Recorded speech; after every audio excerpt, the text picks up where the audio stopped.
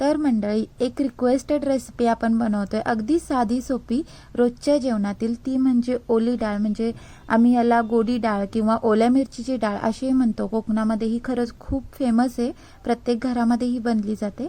त्यासाठी मी मुगाची डाळ आहे ती 2 तास छान भिजत ठेवली होती आणि तिला छान शिजवून घेणार आहे. 2 तास भिजवलेली डाळ आहे. तुम्हाला हवं तर तुम्ही बाहेर शिजवलात ना तरी चालेल, अगदी सहज बाहेरही शिजली जाते. पण आज मी कुकरमधून हिला शिजवून घेते. 2 ग्लास सारखं पाणी घातलं याच्यामध्ये आणि अगदी जरासं मीठ घातलंय आणि छान मिक्स करून आपल्याला याच्या 2 शिट्या करून घ्यायच्या आहेत. 2 शिट्यांमध्ये अगदी परफेक्ट ही शिजली जाते, कारण आपल्याला हिला छान अशी म्हणजे अशी शिजवली गेली पाहिजे. ती एकदम अशी मॅश पिटल्यासारखी झाली ना त्या डाळीला मजा येत नाही. त्यामुळे अशी परफेक्ट 2 शिट्टीमध्ये शिजून होते. मी तुम्हाला जवळून दाखवते. छान अशी घोटून घेतल्यानंतर काहीशी अशी डाळ दिसली पाहिजे, तिचे दाणे दाणे असले पाहिजेत, पण बऱ्यापैकी ती अशी शिजली गेली पाहिजे, मस्त अशी सॉफ्ट झाली पाहिजे. तर डाळ आपली मस्त अशी शिजून झालेली आहे. त्यात आपण फोडणीची तयारी करूया. अगदी सिंपल साधी फोडणी आहे याला. तर कढीपत्ता, ओली मिरची, बारीक चिरलेला कांदा, कोथिंबीर आणि बारीक चिरलेला टोमॅटो घेतलाय मी. टोमॅटो नसेल तर तुम्ही आमसूल वापरलात तरी चालेल. या आमटीमध्ये बऱ्याचदा आमसूल सुद्धा वापरलं जातं, त्याने सुद्धा चव खूप छान येते. पण चव ॲडजस्ट करण्यासाठी थोडासा आंबटपणा या आमटीमध्ये लागतो, म्हणून दोन्हीपैकी एक काहीतरी आपल्याला वापरायचं आहे. आता आपण मस्त अशी फोडणी देऊन घेऊया. एका खोलगट कढईमध्ये मी 2 चमचेसारखं तेल घेतले. तेल चांगलं तापू द्यायचं आणि मग याच्यामध्ये पाऊण चमचेसारखी मोहरी घालायची. मोहरी छान तडतडू द्यायची, नाही तर ती फोडणीमध्ये छान लागत नाही. मोहरी छान तडतडली की अर्धा चमचा जिरं घालायचे, चिरलेली मिरची, कढीपत्ता आणि बारीक चिरलेला कांदा घालायचा आहे आणि छान तेलावरती मिनिटभर सारखं परतून घ्यायचं आहे. आणि सगळ्यात महत्त्वाची गोष्ट याच्यामध्ये घालायची आहे ती म्हणजे हिंग. अगदी 2 पिंच सारखं हिंग घालायचं, पण नक्की घाला, याने चव खूप छान येते. या रेसिपीमध्ये हिंग खूप महत्त्वाचं आहे. हिंग ही छान फोडणीवरती परतून झालं की आपल्याला याच्यामध्ये अगदी पाव चमचा हळद घालायची आणि परतून घ्यायचं. हळदीने डाळीला कलर खूप छान येतो, आवर्जून घाला. आणि तेलावरती हळद परतून घेणं सुद्धा गरजेचं आहे, नाही तर डाळीमध्ये तिचा कच्चा फ्लेवर जाणवतो.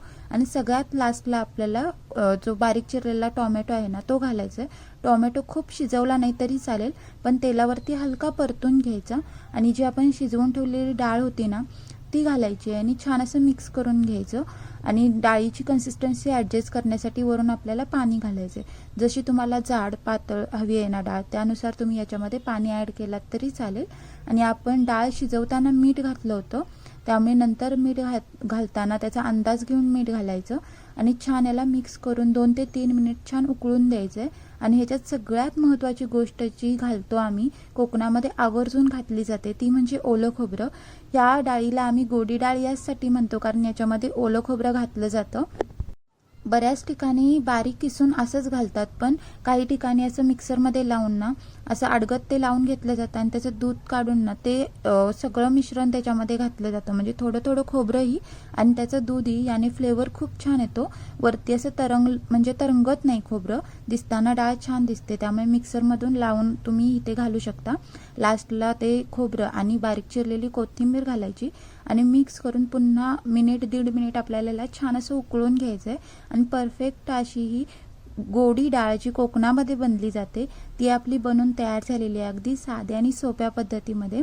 गरम गरम भातासोबत तिला सर्व करायचं आहे. खूप कमाल लागते. आणि या कॉम्बिनेशनमध्ये भर पाडतात ती म्हणजे बटाट्याची कापं. हे जे कॉम्बिनेशन आहे ना ते इतकं छान लागतं. कोकणी माणूस असेल ना तर त्याच्या जिव्हाळ्याचा प्रश्न आहे हा. भुकेलेल्या वेळी जर कोणी हे कॉम्बिनेशन दिलं ना तर स्वर्गसुख म्हणतात ना ते काहीसं जाणवतं आम्हाला. इतकं छान लागतं. नक्की ट्राय करून बघा. जर आजची रेसिपी आवडली तर लाईक करा, शेअर करा आणि माझ्या चॅनलला सबस्क्राईब करा, बेल आयकॉन दाबा. आणि अशाच प्रकारच्या रेसिपीसोबत पुन्हा भेटू. तोपर्यंत खा प्या मजा करा. Bye bye.